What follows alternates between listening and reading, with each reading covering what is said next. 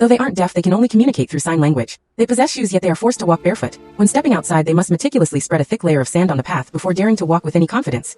Even upon returning to the safety of their own homes, they must move like shadows, not risking the slightest accidental sound. Even the simple act of picking up a medicine bottle demands extreme caution, as if they are handling a volatile, timed bomb. They live in constant terror of generating any noise, but their deepest fear tragically became reality. One unfortunate day, their youngest son accidentally activated the music on a battery-operated toy.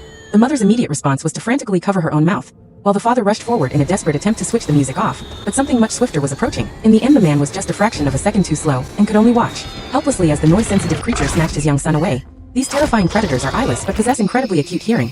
If anyone dares to produce even the slightest whisper or footstep, the monster can instantly pinpoint that person's exact location even from thousands of miles away. At this terrifying stage, humans have been almost completely eliminated by these lethal monsters. The few remaining survivors are forced to dwell in dark basements, soundproofing the walls with layers of old newspapers, and installing monitoring surveillance cameras on the ground level outside.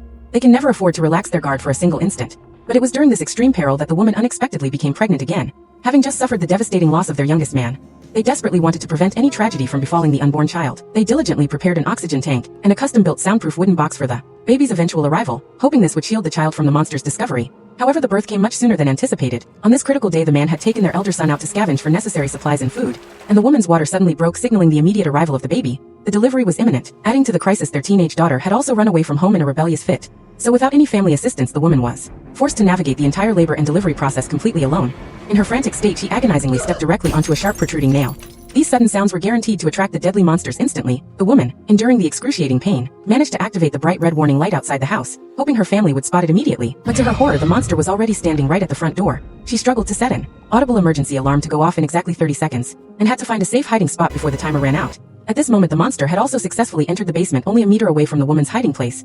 Another searing wave of abdominal pain intensified, and the woman could only bite down hard on her own wrist to try and suppress her agonizing cries. Those 30 desperate seconds felt like an absolute eternity, just as the monster was moments away from discovering her. The emergency alarm finally blared, momentarily distracting the beast. The woman seized the small window of opportunity to quickly escape the basement, but the moment she reached the exit door, she froze absolutely still, because there was now another monster waiting right outside.